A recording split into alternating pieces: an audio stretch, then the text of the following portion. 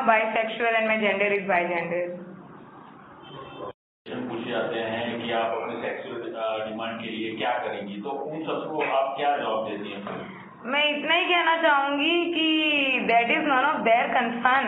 And सबसे बड़ी चीज मैं एक चीज बोलना चाहूंगी जो कि सबको पता है, साइंटिफिकली फैक्ट है, majority of women does not even know what an orgasm is. तो हेटेरोसेक्सुअल मैरिज में आदमी क्या कर रहे हैं, तो मैं खुद को पूरी तरीके से समझती हूँ and it is none of their concern कि मैं खुद की सेक्सुअल नीड कैसे पूरी करूंगी। तो खुश है मेरी शादी को लेके। अच्छा, आपने जो मांग भी भरी है, तो मांग किसके लिए भरी है? जनरली मांग जो है वो अपने पति के लिए भरी जाती है, तो मतलब आप मांग आपने भरी हुई है कि किसके लिए भरी हुई है?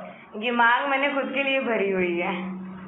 मुझे किसी और के लिए, सबसे ज्यादा जब जेंडर इक्वेलिटी की बात करते हैं, शादी के बाद ही तुरंत लड़की का सरनेम चेंज हो जाता है, जेंडर वहीं खत्म हो जाता है। जेंडर इक्वेलिटी की बात जब वो सिंदूर लगाती है, मंगलसूत्र पहनती है और अपने माँ बाप का घर छोड़ती है, तो वहाँ पे जेंडर इक्वेलिटी वहीं के वहीं खत्म हो जाती है। तो मैंने किसी और के लिए नहीं, खुद से प्यार में खुद के लिए मेरी मांग भरी है। कन्या को दान ही नहीं करना था तो कन्यादान कैसे होगा? एक दूसरे का जो जी नहीं, आपके मम्मी पापा मौजूद थे, आप वीडियो कॉल की बात कर रहे थे? नहीं, वो मौजूद नहीं हो पाई क्योंकि शादी प्रीपोन हो गई थी और ऐसे हालातों में हुई थी कि मुझे इतने कॉल्स आ रहे थे, जो दोस्त मेरे रास्ते पे थे मैं उनके फोन भी नहीं उठा पा रही थी। आपकी बात वाले समय में आप उसको रजिस्टर करने के लिए क्या क्या करने वाली है, क्या स्टेप उठाना? जहाँ तक कि मेरी नॉलेज है, रजिस्टर मैरिज करने के लिए शादी होना जरूरी है। पूरी दुनिया को पता है मेरी शादी हो चुकी है, विटनेस है मेरे पास, एक डॉक्यूमेंट मंगा के फॉर्म भरना होता है, तो ये प्रोसीजर मैं करने वाली हूँ। इसके बाद क्या होगा उसका मुझे पूरा आइडिया नहीं है। अभी जो पुजारी ने मना कर दिया, मंदिर से भी ना आई, तो आप क्या सोचा? तो ये सारी परेशानियां तो थी, साथ ही साथ लोगों का नजरिया, ट्रोल्स, सबसे बड़े हर जगह से ट्रोल्स आ रहे थे। मैं एक सवाल करना चाहती हूँ, जो लोग कुछ टाइम पहले मेंटल हेल्थ की बातें कर रहे थे कि मेंटल हेल्थ पे इफेक्ट नहीं होना चाहिए, आज लोग मुझे साइको बुला रहे हैं, ये बोल रहे हैं कि मुझे मेडिकल हेल्प चाहिए, ये बोल रहे हैं कि मेरा दिमाग खराब है और मैं पूरी तरीके से पागल हूँ। तो क्या वो ये नहीं सोच रहे हैं कि ये मेरी मेंटल हेल्थ पे क्या इफेक्ट कर रहा होगा? तो ये ट्रोल्स ने इफेक्ट तो किया है, मैं ऐसे नहीं बोलूंगी मुझे इफेक्ट ही नहीं किया, बट मैं सिर्फ पॉजिटिव पॉइंट सोचती आई हूँ अभी तक। के बाद और आपको शादी करने का मन हुआ, तो आपने अभी जो शादी की वो डाइवोर्स करेंगे और नई शादी करेंगे कि क्या? मैं अपनी मैरिज रजिस्टर करना चाहती हूँ, अगर रजिस्टर हो जाती है तो मैं डाइवोर्स दे पाऊंगी, नहीं तो टेक्निकली प्रैक्टिकली डाइवोर्स, जिसको हम गुजरात में छूटा छेड़ा बोलते हैं, अलग होना पड़ता है शरीर से। तो बताइए, मैं डाइवोर्स देके खुद से अलग हो ही नहीं सकती। डाइवोर्स नहीं हो सकता, मैरिज डिसॉल्व जरूर हो सकती है, मैरिज खत्म हो सकती है। तो अगर मुझे कभी किसी से प्यार हो जाएगा तो नहीं, मैं खुद को डाइवोर्स तो कभी नहीं देने वाली हूँ। और पात्र से भविष्य में शादी करना चाहेंगी? मैं बिल्कुल भी नहीं सोचती हूँ कि मैं किसी की बीवी बनना चाहूंगी, ना मैंने कभी सोचा है। तो फिलहाल के लिए अगर आप पूछ रहे हैं कि क्या मैं कभी किसी से शादी करूंगी, मतलब है मुझे किसी की बीवी बनना पड़ेगा, तो जवाब है नहीं। और जब आपके पेरेंट्स आपको पहले से ही ऐसे ट्रीट कर रहे हैं या फिर कोई एज के बाद? आपने जैसा बोला कि 12 साल का बेबी भी किचन में होती थी और तो ये आपके साथ कहाँ से शुरू हुआ, कब से शुरू हुआ कि आपको ऐसा लगा कि आपके लिए जेंडर बायस हो रहा है? जी, ये तो बहुत स्टार्टिंग से होता है आई गेस। जब बच्चे पैदा होते हैं तभी हम उनको पिंक और ब्लू कलर दे देते हैं उनके जेंडर देखते ही। और मेरे साथ मेरी मम्मी, क्योंकि उनकी चाइल्ड मैरिज हुई थी, वो 14 साल की थी तब उनकी शादी हो गई थी, but my mom is like my best friend. वो एकदम मेरे दोस्त की तरह है। धीरे धीरे उनमें बदलाव आए। उन्होंने कभी मुझे किसी चीज़ों के लिए मना नहीं किया, पर आप जानते हैं समाज में रहना है तो समाज की तरह रहना होता है। जब 10 से 20 लोग घर के अंदर हैं तो उस वक्त मेरी मम्मी भी क्या बोलती किसी को, तो मुझे हॉल में बैठना होता था, फिर भी मुझे जाके बैठना पड़ता था किचन के अंदर। तो अब क्या बोलते हैं, परवरिश थी वो कैसे हालातों में हुई थी, मतलब आपका बचपन कैसा बीता? और दूसरी बात, आपका बचपन गुजरात में बीता था या गुजरात के बाहर बीता था? मेरा बचपन गुजरात में ही बीता था और मैं बचपन से गुजरात में ही रही हूँ।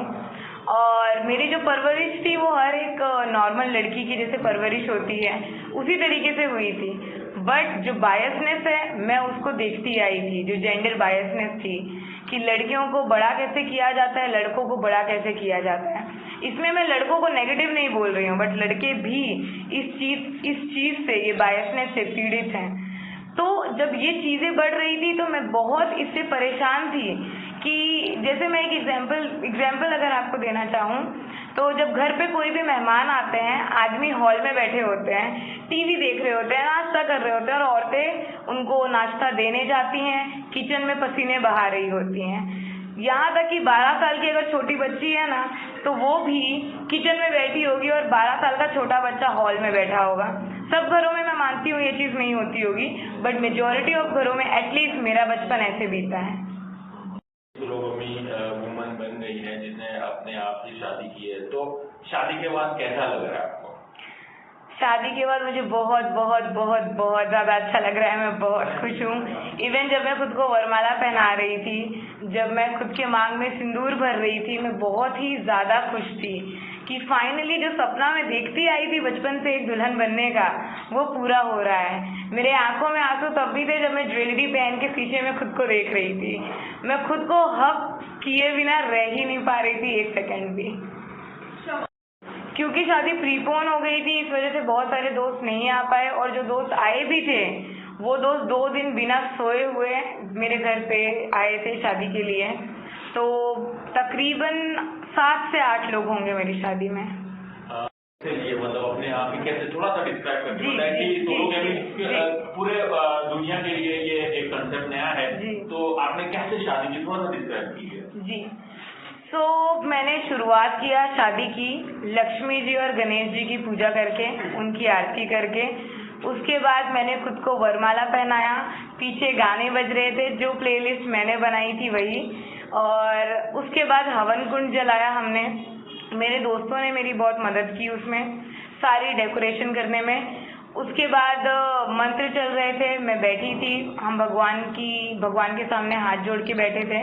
फिर हमने सिंदूर की और मंगलसूत्र की रस्म की और उसके बाद मैंने मेरे फेरे लिए।